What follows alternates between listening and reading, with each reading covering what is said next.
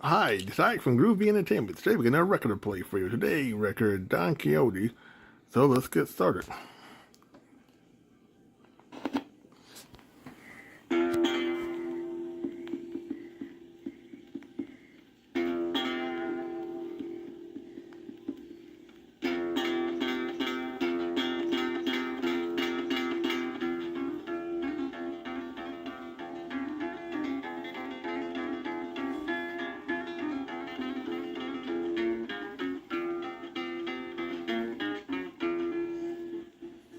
Oh, business is really bad these days. I'm right out of luck. Last week, nobody came here, excepting for that merchant who came on Monday and left the following morning without paying his bill. Innkeeper! Oh, now, just look at what's coming today. Ah, it's just like a carnival. Look at that tall, lanky fella dressed like the Lord knows what, and the fat little chap beside him. What a ridiculous pair. The tall one looks as though he's proud enough to be the noblest lord in Spain. But just you watch the welcome I give them. Innkeeper, would you be gracious enough to give us lodging for tonight? Well, if his lordship wishes to sleep the night here, his lordship will find everything his lordship needs. Everything that is, excepting a bed. That's the one thing we haven't got, a bed. Innkeeper, Sir. I can accept anything now that weapons have become my clothes and fright's my way of resting. Good heavens, I've never come across anything like it before. Innkeeper, I thank you for your courteous welcome and beg you to see to it that my faithful servant Sancho Panza has everything that he may require. I shall always be at his lordship's service. And take care of my faithful steed Rosinante, my devoted companion through all dangers and perils. Everything will be done as his lordship so desires. And now, if his lordship will be so kind as to follow me, I'll show him to his room.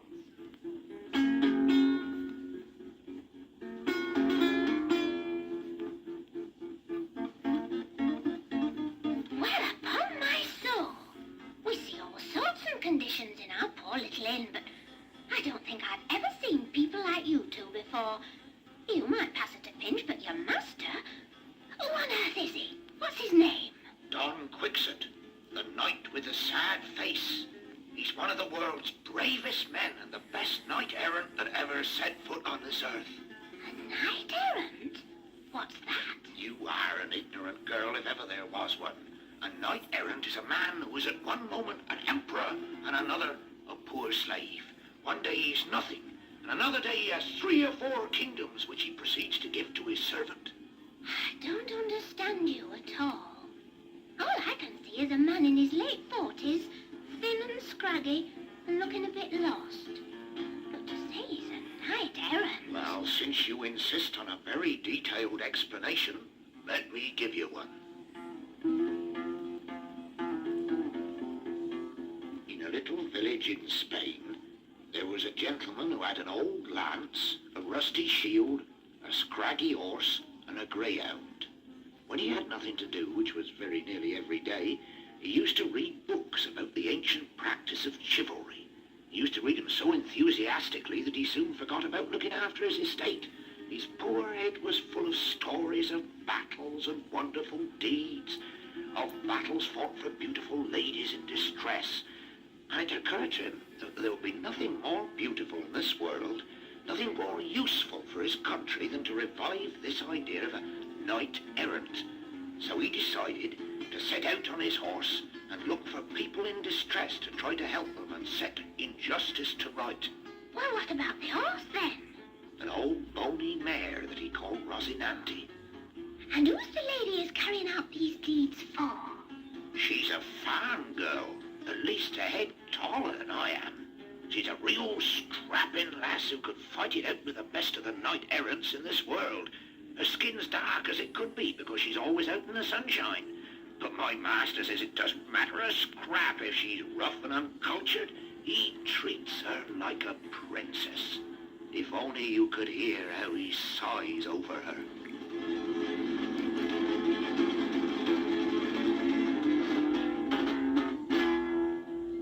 Dear son. sovereign lady, the man who languishes far away from you, the man whose captive heart suffers and rejoices in its suffering, wishes that you, sweet Dulcinea, may have the rest that he has lost. The passage of his sad days is for you. A single word from you can keep him in this life. A single word from you can make him depart hence.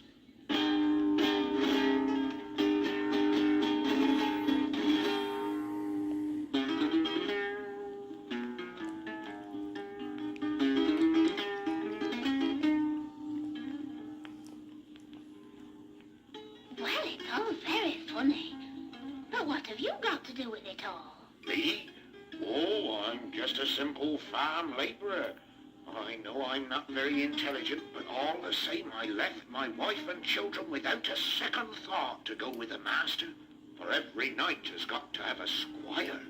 But how did he persuade you to follow him?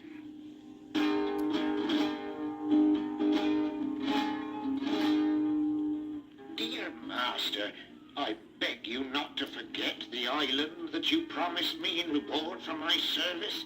I promise it will be well governed, whatever its size. My dear friend Sancho, from time immemorial it has been the custom of knight-errants to give their squires all the islands, all the kingdoms that come their way in the practice of their knightly duties. You should know perfectly well that I shall not be amiss in observing this custom. Oh, dear master, I know that with your great powers and gifts you will be able to give me exactly what I need. My friend, you will certainly have everything you need.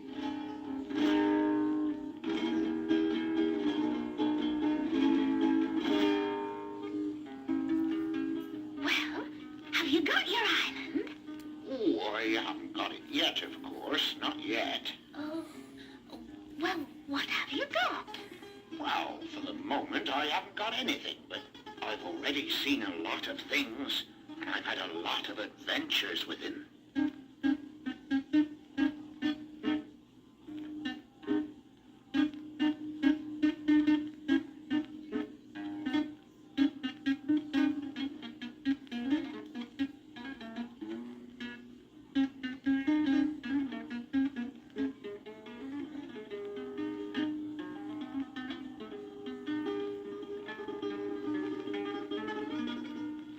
One day, the two of us were going along very quietly, my master on his horse, and myself on a donkey, when we saw two monks on two big mules. They were followed by some servants. There was a carriage with 4 or 5 men on horseback accompanying it. There was a lady in the carriage, and she was going to Seville to join her husband.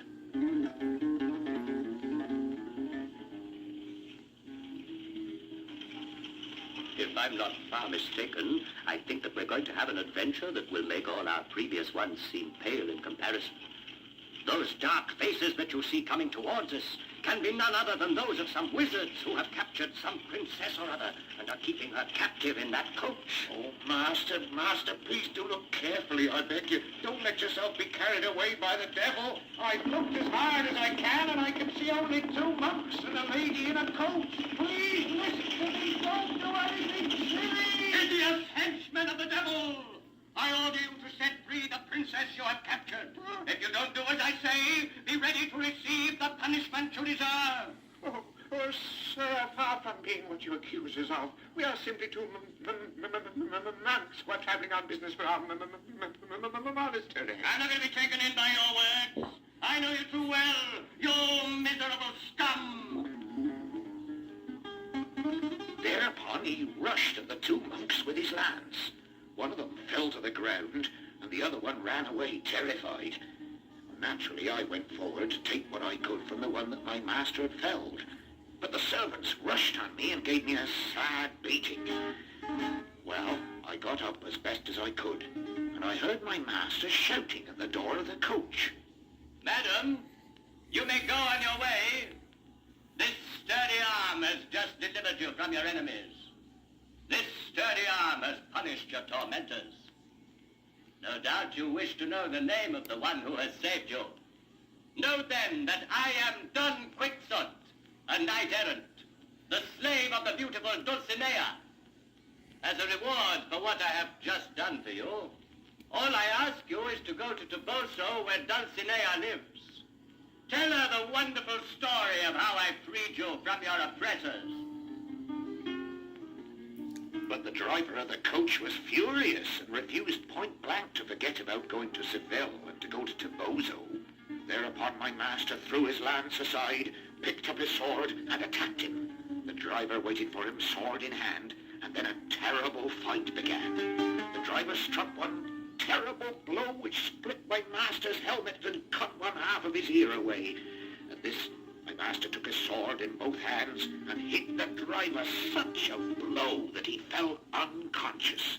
My master now rushed forward to finish him off, but fortunately the lady in the coach, in spite of her terror, came out to beg him to spare the poor man.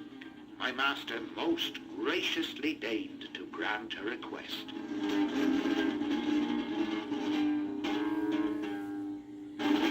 Now, look here, you. I don't want to catch you talking to my servant again and stopping her from doing her work. Oh, but he's been telling me such a lot of interesting things about his master. Oh, yes. His master the knight. He seems just a little peculiar to me. He seemed a little peculiar to me at first, but now Please tell us another of the adventures you've had with him. Do listen to what he says, Master. It's all so strange. Well, if you want me to, I'll tell you some more about my master. Oh, very well. Go on.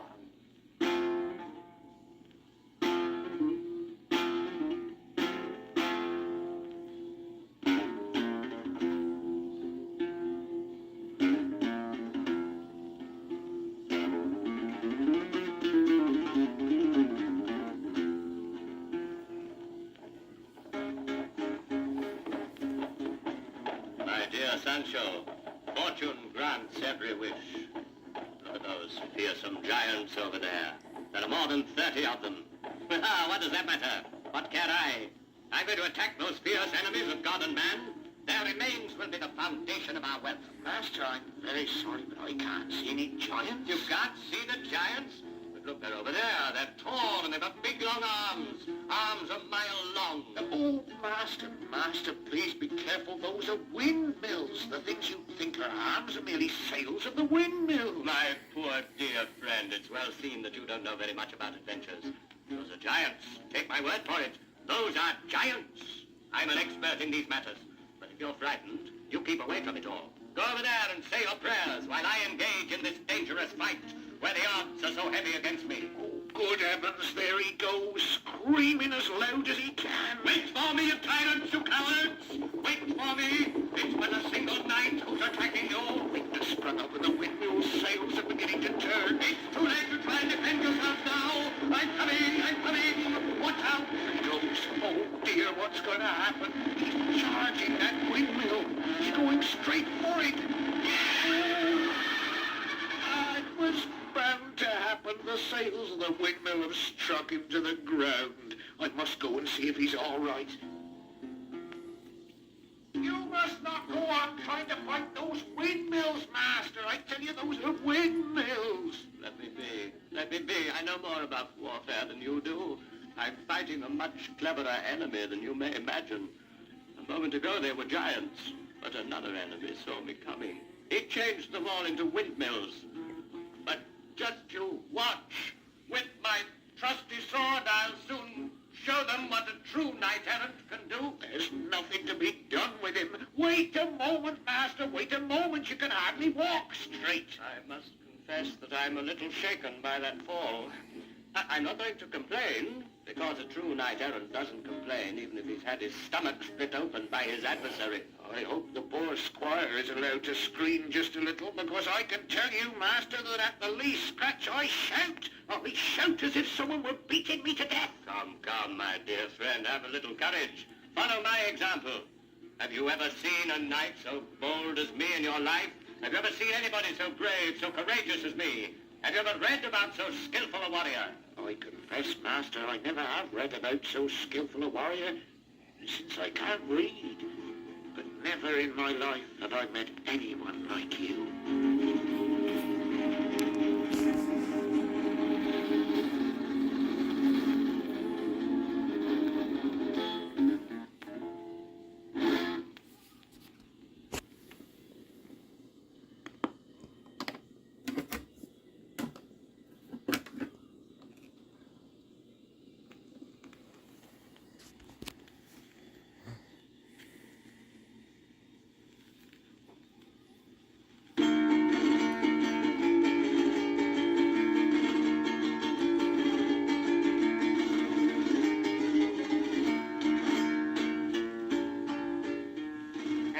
one like him. There can't be anybody like him. And it's my opinion that you're in the service of a madman. A madman, I say, and that's my opinion. Well, my life has been changed somewhat since I started to travel with my master. Before, I used to lead a very quiet life. What I find hardest is that we very rarely sleep in a good inn like yours. My master's greatest pleasure is to sleep in the open air. He seems to think it's more suitable for a knight-errant to sleep in the open air. All it does for me is to give me a bad attack of rheumatism. He's mad, I tell you. And what's more, he wants me to be a courageous warrior as well, and I'm just not made that way. I always remember a most unfortunate incident with 20 muleteers who attacked us, threw stones at us, and beat poor Rosinante with their sticks. When they had finished, they ran away, leaving my master, his horse, and myself stretched out on the ground, almost dead. It must have been terrible for you. I could still hear my master saying to me, "Oh, My dear Sancho, I must confess that all that happened because of me. It was my fault. I became mixed up with people who were not knights. It was right and fair that I should be punished. Henceforth, my son, whenever you see that we're insulted by rascals like that, do not wait for me to enter the combat. You must go and attack them all by yourself. but master, I've already told you, and I'm telling you again now, I don't like fighting. I'm a peaceful sort of man. Nobody forgets wrongs done to him as quickly as I do. It doesn't matter to me if it's a knight that wrongs me or just an ordinary man. I never bear anybody a grudge.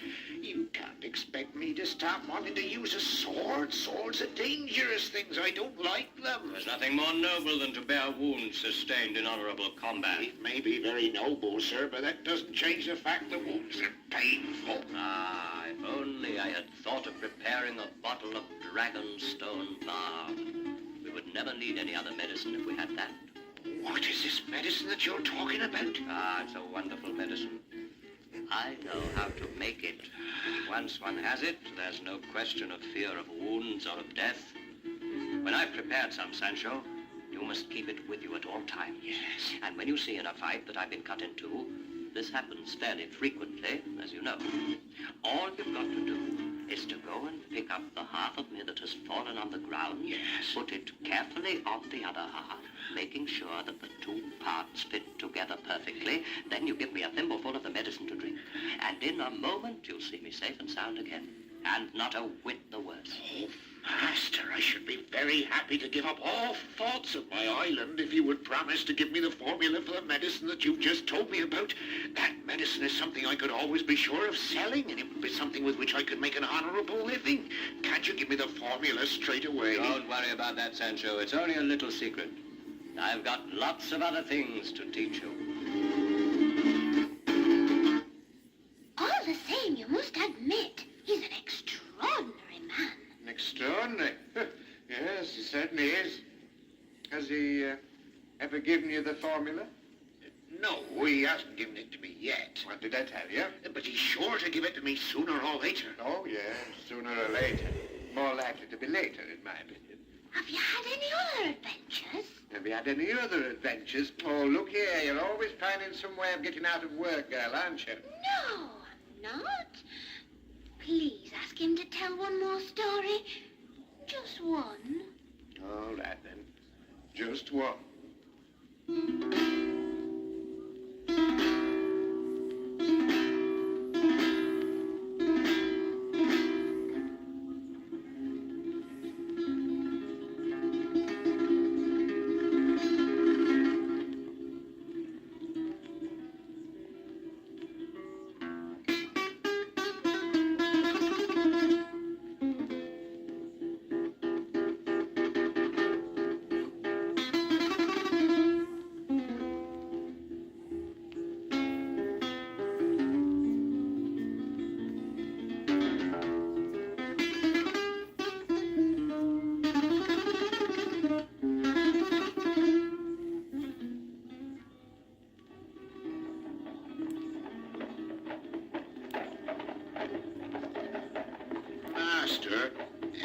Since we've been knight errants, we've had almost nothing except defeats and beatings.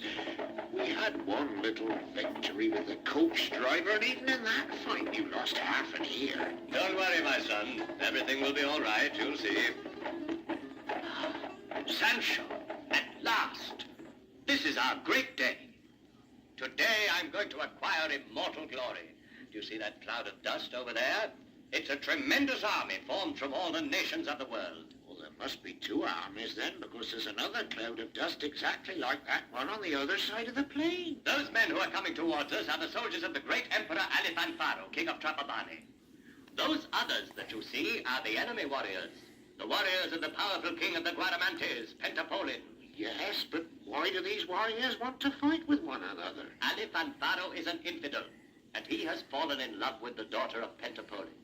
But she is young and beautiful, and moreover, she's a Christian. You can understand that Pentapolin didn't want to marry his daughter to an infidel king, and so he's demanded that Alifanfaro should agree to be baptized. Perhaps what you say is true, but may the devil take me if I can see a single warrior. If you must have warriors to fight, there'll have to be some magic. What? Can't you hear the neighing of horses, the beat of the drums, and the blare of trumpets? I can't hear anything at all, sir. Nothing, that is, except the bleating of sheep. So, fear has made you unable to recognize the true sounds. Go up a little way. I'm strong enough by myself to bring victory to the side that I choose to support. Oh, come back, master, come back! There was a sheep that you're attacking. There are no giants, no horsemen, no devils.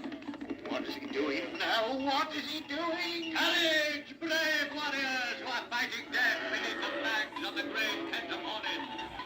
You will have your vengeance on Alifanfaro of Trapabani. Where are you, proud Alifanfaro? Are you hiding yourself?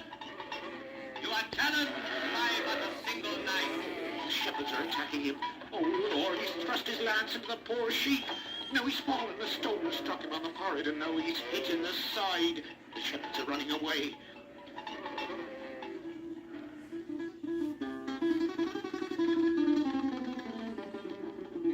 Oh, Master, I told you that those armies were just sheep. Is it my fault that the cursed devil that pursues me has turned all the warriors into sheep to rob me of the victory that I deserve? Would you do something for me, Sancho? Master. Get on your horse and go after them. You'll see that they will soon become warriors again.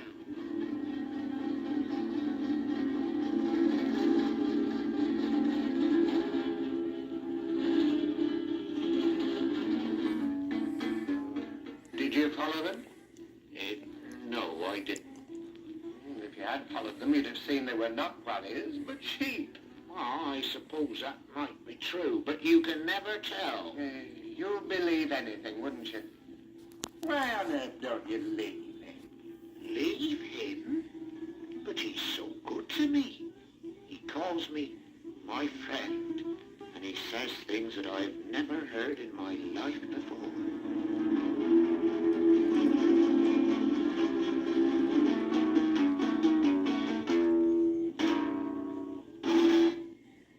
God raises them that humble themselves. And he says other things too.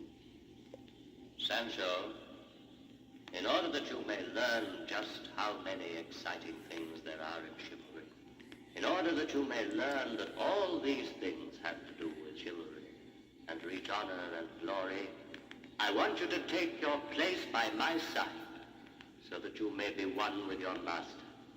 Chivalry is like love. It is the mother of equality.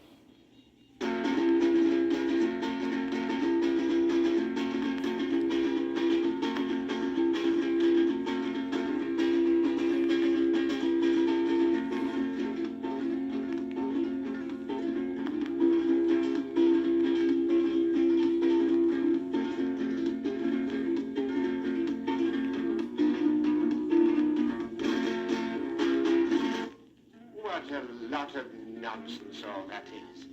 It's perfectly obvious that ever since you've been with him, you've just gone from disaster to disaster. No, believe me, the wisest thing for you to do is to leave him. The wisest thing.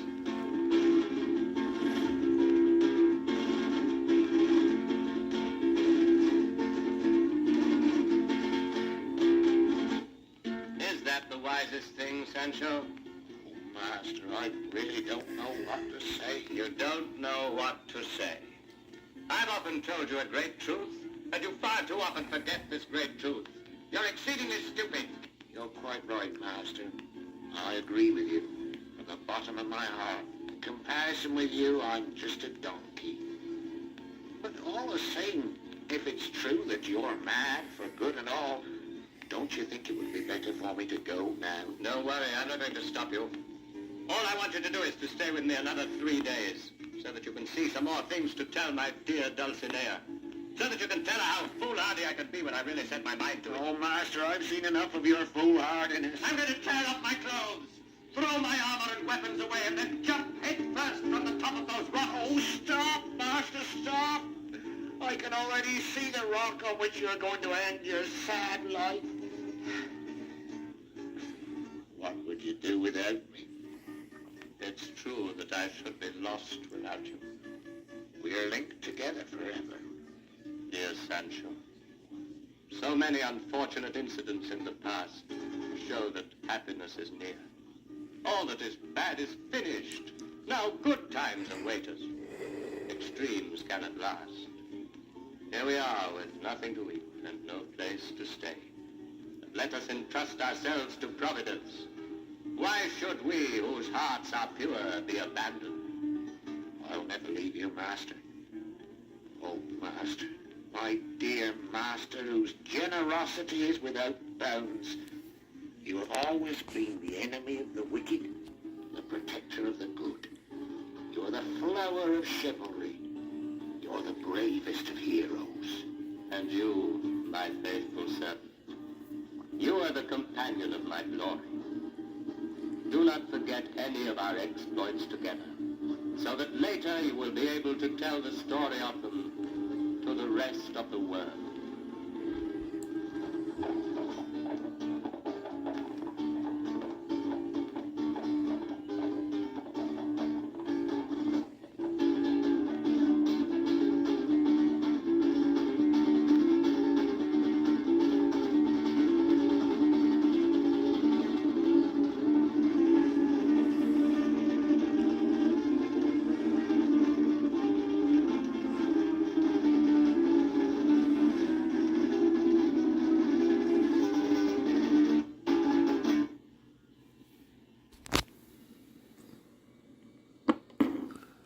So, that was Don Quixote. So please like, subscribe, share, and comment, and have a great video. Another video coming out real soon.